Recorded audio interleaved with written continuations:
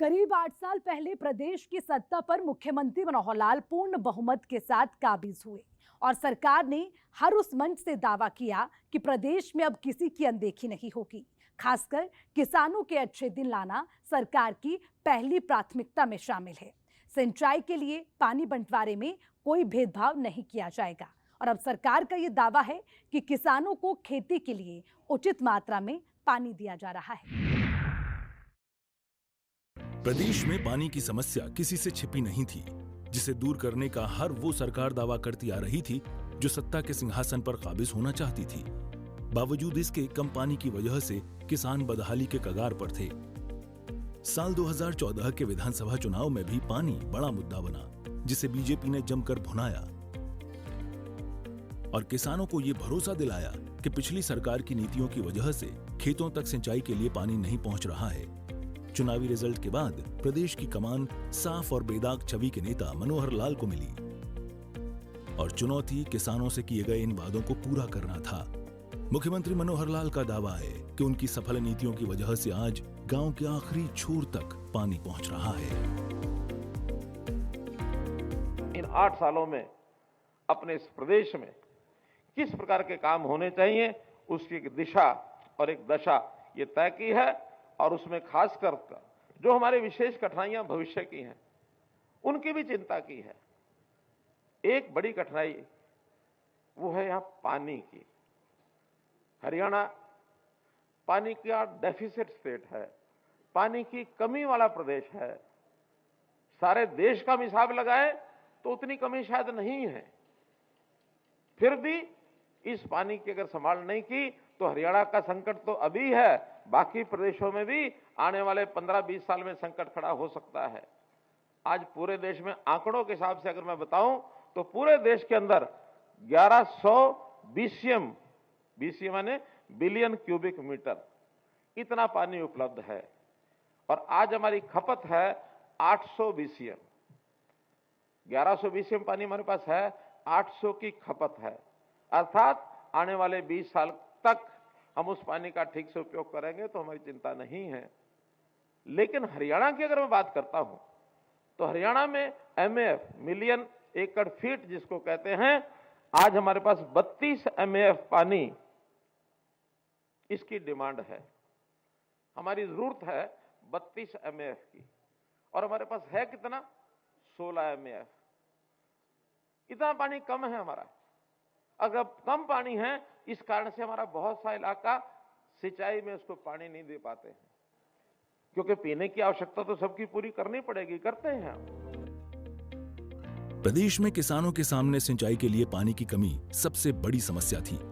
मौसम की मार के कारण किसानों को खेती के लिए समय पर पानी नहीं मिल पाता था, जिससे किसानों की फसल या तो अच्छी नहीं होती थी या फिर पूरी तरह से बर्बाद हो जाती थी। किसानों की इस समस्या से पार पाना मनोहर सरकार के लिए किसी चुनौती से कम नहीं था। 2026 तक हरियाणा जो है कैसे हम उसको बाढ़ मुक्त कर सकते हैं। हालांकि बाढ़ अभी भी नहीं आती उतनी ज़्यादा, लेकिन वाटर का जो इकट्ठा होता है कुलेशा कई दिन तक खड़ा रहता है, वो पानी निकालने की कोशिश के बावजूद भी कई जगह तो 15 दिन, 20 दिन, 25 दिन, 28 दिन तक भी वो पानी खड़ा रहता है और कई बार एक फसल किसान की बोई भी नहीं जाती है। ऐसा भी सारे विषय जो ध्यान में किए हैं, वो सब एक प्रकार से उस सारी स्थिति से मुक्त होने के लिए 2026 तक हम ये सारे काम करके और पूरी ज़मीन को उपयोगी बना सकेंगे। जल भराव के जो पानी है, जो एरिया है, उसमें जैसे मैंने बताया रिचार्ज बोरवेल्स, इसको बनाने के लिए एक स्कीम हम जल्दी लेकर के आएंगे। किसानों की कंट्रीब्यूशन से और जहाँ जहाँ बोरवेल चाहते हैं उनको बोरवेल हम लगा करके दे सकें अथवा फाइनेंशियल हेल्प उनकी करें। अभी तक 20,000 जगह से डिमांड आई हुई है कि जहाँ रिचार्ज बोरवेल, चूस वेल जिसको कहते हो गांव में, तो ऐसे वेल्स को लगा करके और पानी को जो है उसका प्रबंधन ये सब किया जाए। एक सर्वे के मुताबिक प्रदेश के जल स्तर में लगातार गिरावट देखी जा रही है और इसकी वजह है घरेलू जरूरतों और सिंचाई के लिए पानी की मांग प्रतिदिन बढ़ना। ऐसे में सरकार के लिए चुनौती किसानों को उचित मात्रा में पानी पहुंचाना था, जिसके लिए सरकार ने एक के बाद एक कई कदम उठाए, जिसका सीधा फायदा प्रदेश की आवाम को मिल रहा है। आज हमारे पास जो पानी उपलब्ध है, उस पानी को ठीक से व्यवस्थित ढंग से उसका प्रबंध करें खास करके जो खराब पानी हो जाता है, क्योंकि वेस्ट वाटर जितना निकलता है पानी का उपयोग करने के बाद, चाहे हमारे सीवरेज का पानी है, चाहे नालियों का पानी है, तालाबों का पानी है, इस पानी को कैसे हम इसको शुद्ध करें, वाटर ट्रीटमेंट प्लांट ये कैसे लगा करके उसका पानी का दोबारा उपयोग करें, इसके कई प्रोजेक्ट इरिगेशन के, आज इस विषय को लेकर के कई प्रोजेक्ट ऐसे हैं जो पानी को सुधारने के लिए, खास करके ये जो धनवापुर में आज प्रोजेक्ट जिसका 137 करोड़ रुपए का ये जो प्रोजेक्ट है, ये सीवरेज ट्रीटमेंट प्लांट, इसके माध्यम से साफ हुआ पानी इसको उपयोग करने के लिए खेतों में सिंचाई में कैसे लेकर के जाए, इसका जो है एक हमने आज जो शिलान्यास किया है। ये प्रोजेक्ट हमारे 207 प्रोजेक्ट हरियाणा में हो चुके हैं, लगातार इस पर काम कर रहे हैं कि 207 प्रोजेक्ट के माध्यम से जो हमको पानी मिलता है, जब ये तैयार हो जाएंगे, कंप्लीट हो जाएंगे, 4 लाख एकड़ अर्थात कुल भूमि का 5% इस पानी से हम सिंचाई करेंगे। जो मैं 30% कम बता रहा हूं, 5% पानी इनमें से लेकर के सिंचाई करेंगे।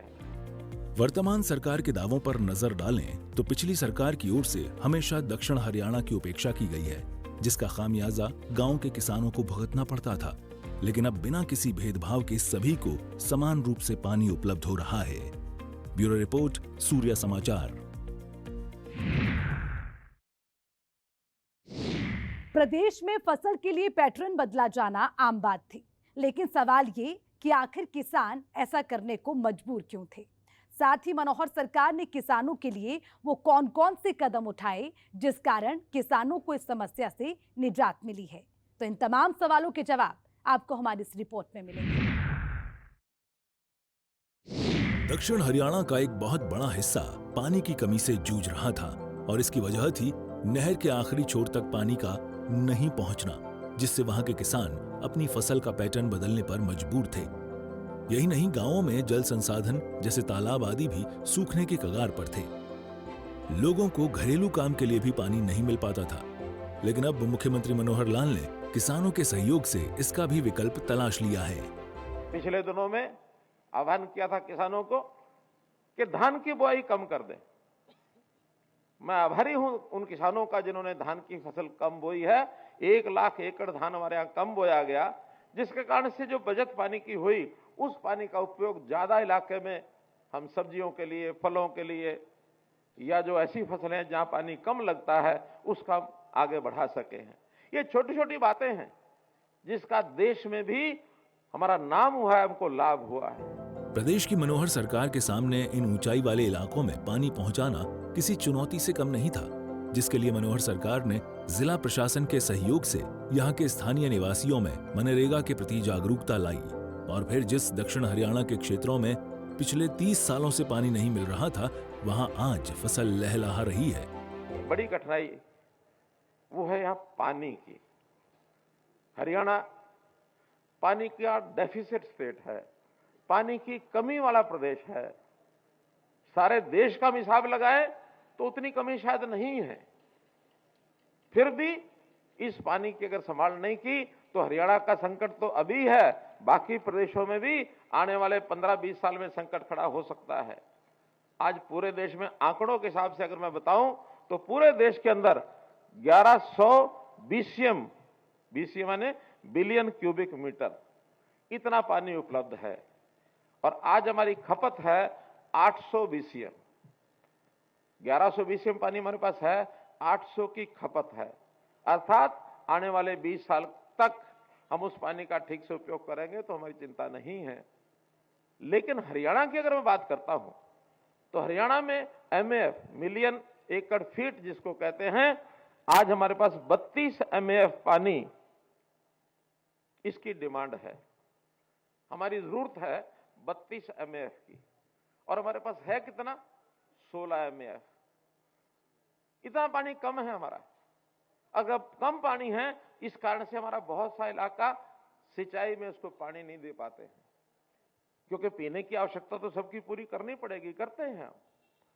लेकिन सिंचाई के लिए जितना पानी हमको चाहिए, आज हमारी सिर्फ 40% जमीन जो हमारे सिंचाई से यानी कैनाल की जो इरिगेशन है, नहरी सिंचाई से हम उसका उपयोग करते हैं।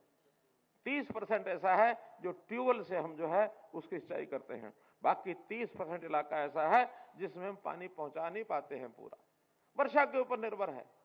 आ गई बरसात तो खेती हो जाएगी, नहीं आई तो खेती नहीं होगी।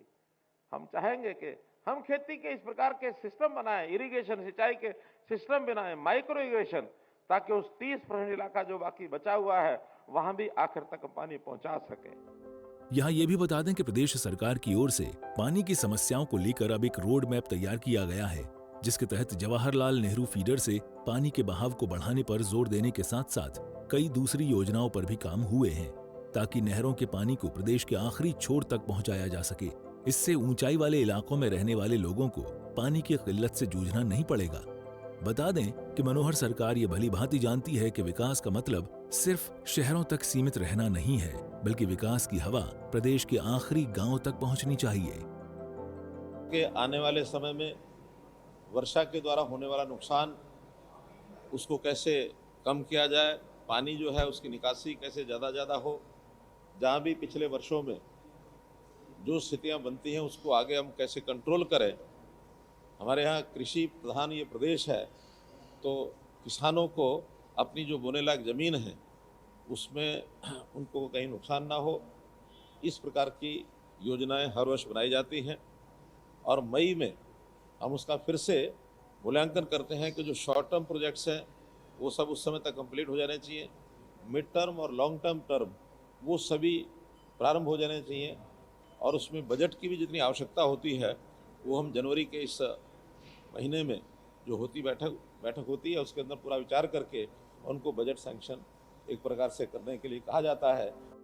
वर्तमान की मनोहर सरकार इस बात से भली भांति वाकिफ है कि प्रदेश के विकास के लिए लाइन के आखिरी छोर में खड़े व्यक्ति की भी सहभागिता बेहद जरूरी है।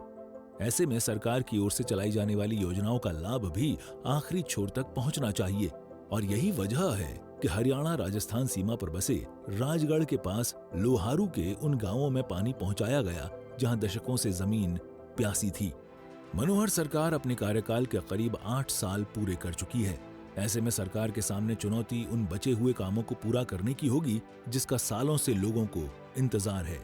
सूर्य समाचार ब्यूरो रिपोर्ट। एक तरफ मुख्यमंत्री मनोहर लाल किसानों को पानी मुहैया करवाने में जुटे हैं, तो वहीं दूसरी ओर भविष्य के लिए पानी कैसे बचाया जाए इसे लेकर भी किसानों को जागरूक किया जा रहा है। मेरा पानी मेरी विरासत योजना के लाभार्थियों से संवाद कार्यक्रम में मुख्यमंत्री मनोहर लाल ने कहा कि अगर आज हमने जल संरक्षण नहीं किया तो कल हमें भयंकर सूखे का सामना करना पड़ेगा। चिंता का विषय है वो जमीन के अंदर का पानी। जमीन के अंदर के पानी को पूरा करने के लिए पहले हमारे तालाब थे वो भी उपयोगी होते थे। जमीन में पानी को रिचार्ज करके नीचे सतह पर पहुंचाते थे। जमीन पोरस भी होती थी। जमीन के अंदर जैसे केचुए उस समय खेती में काम करते थे, वो जमीन को उसको जो पोरस कर देते थे और उसमें पानी जो है नीचे जमीन में चला जाता था। लेकिन अब हम देखते हैं जैसे केमिकल का जो खाद हमने उपयोग करना शुरू किया है, तब से मिट्टी की परतें, ऊपर की परतें और वो सख्त होती जा रही हैं और वो ठोस हो गई हैं। सख्त होने से जमीन में वर्षा का पानी भी जो है वो रिसता नहीं है, तो उस रिसाव के ना होने के कारण से नीचे पानी नहीं जा रहा है। हमने इसके लिए कुछ प्रयोग करने शुरू किए हैं, जैसे रिचार्ज वेल, जैसे पानी जमीन के अंदर वर्षा के दिनों में कैसे जा सके, लगभग 1000 रिचार्ज वेल ये हमने बनाए हैं। इसी प्रकार नई झीलें और जो पुरानी झीलें हैं और तालाब है उनको साफ करने का काम, नई झीलें बनाने का काम ये हमने किया है। इसके लिए हरियाणा में तालाब प्राधिकरण ये भी हमने बनाया है। लगभग 8000 तालाब हैं, उसको कैसे स्वच्छ किया जाए, कैसे उसकी सुंदरता बढ़ाई जाए, कैसे उसके पानी का उपयोग माइक्रो इरिगेशन के नाते हम उपयोग कर सकते हैं। तो इस प्रकार से ये सारे कदम और हमने उठाने शुरू किए हैं। मुख्यमंत्री मनोहर लाल ने बताया कि फसल विविधीकरण करने वाले किसानों को 7000 रुपए प्रति एकड़ के हिसाब से वित्तीय सहायता दी जा रही है। किसानों को ये प्रोत्साहन राशि 2 किश्तों में सीधे बैंक खातों में दी गई। खरीफ 2022 में 72,000 एकड़ क्षेत्र में धान की सीधी बुआई हुई है। मुख्यमंत्री मनोहर लाल ने बताया कि धान की खेती के लिए सीधे बिजाई करने से 20 से 25% तक पानी की बचत होती है। इसीलिए सरकार ने धान की सीधी बिजाई को लेकर 4,000 रुपए प्रति एकड़ की दर से वित्तीय सहायता देने का प्रावधान किया है। उन्होंने उन किसानों का धन्यवाद किया जिन्होंने खरीफ 2022 में 72,000 एकड़ क्षेत्र में धान की सीधी बुआई की, जिससे 31,500 करोड़ लीटर पानी की बचत हुई। इन किसानों को 29 करोड़ 16 लाख रुपए की राशि प्रदान की गई। अपने संबोधन में मुख्यमंत्री मनोहर लाल ने कहा, जिन खंडों में भूजल स्तर नीचे चला गया है वहां धान की जगह अन्य दूसरी फसल उगाने वाले किसान यदि बूंद बूंद सिंचाई प्रणाली को अपनाते हैं तो उन्हें सूक्ष्म सिंचाई पद्धतियों की स्थापना के लिए 85% सब्सिडी दी जाती है। मुख्यमंत्री मनोहर लाल ने कहा है कि पानी के हवा में वाष्पीकरण और भूमि में रिसाव को रोकने के लिए भूमिगत पाइपलाइन स्कीम के तहत नालों के स्थान पर पाइपलाइन बिछाई जाती है। इस योजना में किसानों को 10,000 रुपए प्रति एकड़ और अधिकतम 60,000 रुपए प्रति किसान अनुदान राशि दी जा रही है।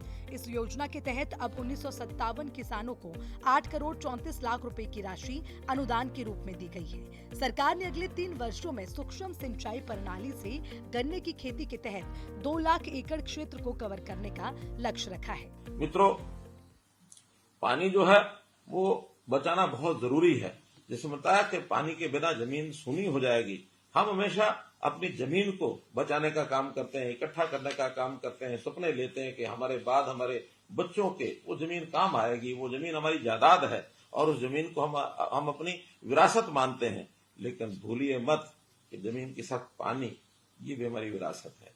अगर पानी के बिना जमीन हमने दी तो उसका कोई उपयोग नहीं हो पाएगा। इसलिए हमने इस कार्यक्रम को शुरू किया जिसका नाम दिया हमने मेरा पानी मेरी विरासत। और मेरा पानी मेरी विरासत के अंतर्गत जो योजना बनाई गई वो यही बनाई गई है कि हम कैसे इस पानी का उपयोग, इसका प्रबंधन ये हम कैसे ठीक करें। और ठीक करने के लिए हमने जैसे कहा कि धान की खेती, ये धान ऐसी फसल है और गन्ना फसल इस प्रकार की फसल है कि सबसे ज्यादा पानी धान में और गन्ने में लगता है। एक तो हमारे मित्र ऐसे हैं जो हमारे ध्यान में आए, उन्होंने अपने खाने में चावल खाना छोड़ दिया। और क्यों छोड़ा? वो कहते हैं कि 1 किलो चावल के उगाने में, उसको पैदा करने में 3,000 लीटर पानी लगता है। कह लगे अगर मैं पाव भर भी यानी चावल अपने भोजन में खाऊंगा तो 750 लीटर पानी इसको मैं खराब करूंगा। तो इस प्रकार से एक संकल्प के नाते मैंने एक उदाहरण दिया है। लेकिन क्या हमारा किसान ये अपनी खेती में विविधीकरण करके अन्य फसलों का उपयोग यानी पैदावार करके क्या उसका पानी का बचाव नहीं कर सकता? निश्चित कर सकता है। जब बातचीत हुई तो हमारे किसानों ने कहा कि हमारी थोड़ी आमदन घटेगी। हमने कहा आमदन अगर घटेगी तो हम इस काम के लिए एक बहुत पवित्र कार्य है, हम स्टेट का जो बजट है वो भी इसमें लगा सकते हैं। आपको घाटा शायद पूरा तो ना भरपाई हो सके, लेकिन जो कारण है उसको यदि आप समझेंगे तो उसका कुछ थोड़ा मुआवजा हम भी देंगे। तो हमने 7,000 रुपया प्रति एकड़ ये मुआवजा शुरू किया आज से 2 साल पहले 2020 में।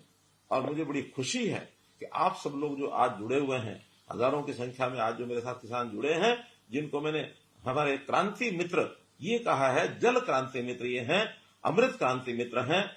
आप सब लोगों ने उसमें सहयोग किया और मेरी जानकारी के हिसाब से 1,74,464 एकड़ पिछले 3 साल में और इतनी जमीन पर चावल छोड़ करके और दूसरी फसलों के ऊपर आपने जो काम किया है, चाहे उसमें मक्का है, कपास है, बाजरा है, खरीफ की दालें हैं, खरीफ तिलहन है, सब्जियां हैं, चारा है, पॉपुलर सफेदा, ये भी हमने जोड़ दिया है। तो ऐसे लगातार हम तीनों वर्ष में जो रिजल्ट निकाल पाए 1,74,000 और 464 एकड़ भूमि पर हमने अपनी बिजाई दूसरी फसलों को बो करके एक बहुत अच्छा काम किया है।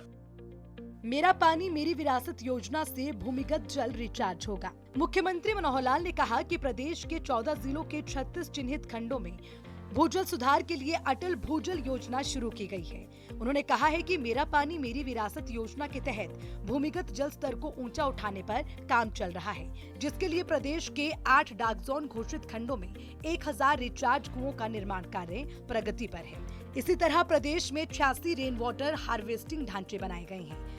कृष्णावती नदी और मसानी बैराज में रिचार्जिंग के लिए पानी छोड़ा जा रहा है और ये सभी काम आने वाली पीढ़ी को एक अच्छी विरासत देने की सोच के साथ किया जा रहा है।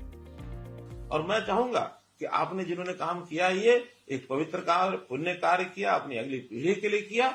और इसमें लाभार्थी आप नहीं है, लाभार्थी तो सारा प्रदेश है।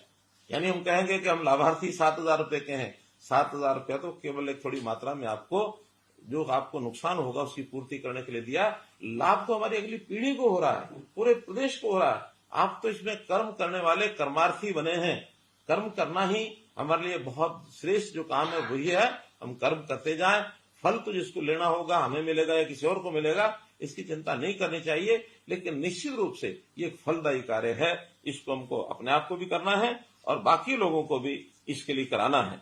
और हमने तो यहां तक कहा कि अगर, क्योंकि हमारे किसान भाई जानते हैं कि 3, 4 साल, 5 साल के चक्र में एक साल फसल न बोई जाए तो फसल की उपजाऊ जो शक्ति है वो बढ़ती है। आप अगर विविधीकरण से दूसरी फसल न भी बोएं, लेकिन धान की जगह की फसल को आप खाली भी रखते हैं तो जमीन का उपजाऊपन बढ़ेगा और उसके बदले में भी हम 7,000 रुपया ये आपको देने वाले हैं। एक दूसरा तरीका पानी को बचाने का हो सकता है डायरेक्ट सीडिंग, सीधी फसल की जो बिजाई है धान की, अगर वो करते हैं उससे भी हमारा पानी बचता है। इसके लिए भी हमने 4,000 रुपया प्रति एकड़ इसका जो अनुदान है ये दिया है। तो उस पर भी बहुत से जो हमारे बंधु हैं वो आ गए हैं और अब हम चाहते हैं कि हर गांव का पानी ये बचना चाहिए। जल है तो बेहतर कल है, इस सोच के साथ मुख्यमंत्री मनोहर लाल की ओर से कई ऐसी कोशिशें की जा रही हैं जिससे अगली पीढ़ी की जिंदगी आसान हो सके। लेकिन मनोहर लाल का कदम तभी सफल हो पाएगा जब प्रदेश का हर नागरिक जल बचाने की इस मुहिम में सरकार के साथ खड़ा होगा।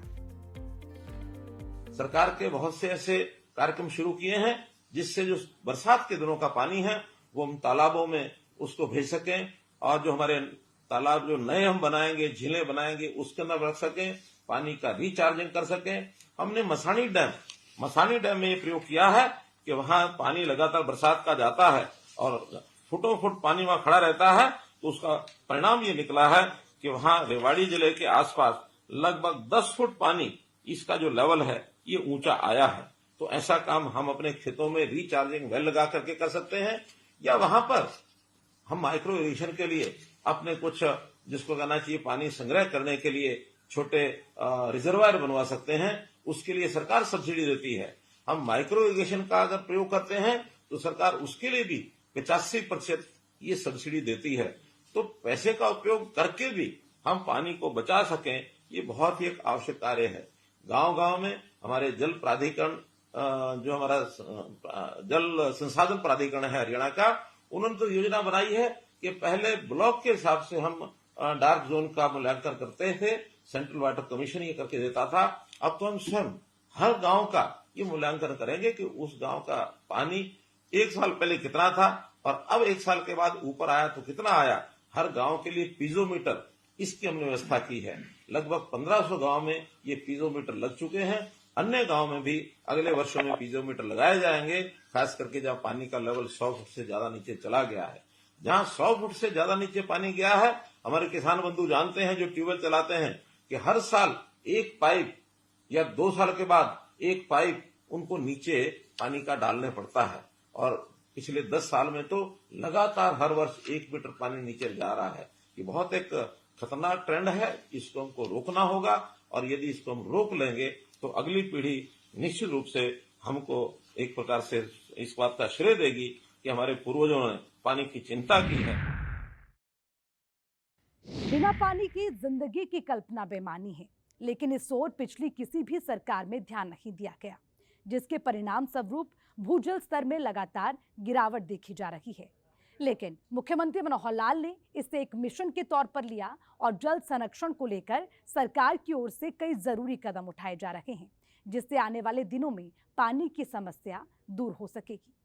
हमारे साथ विकासशील हरियाणा में फिलहाल के लिए इतना ही। मुझे दीजिए इजाजत। नमस्कार।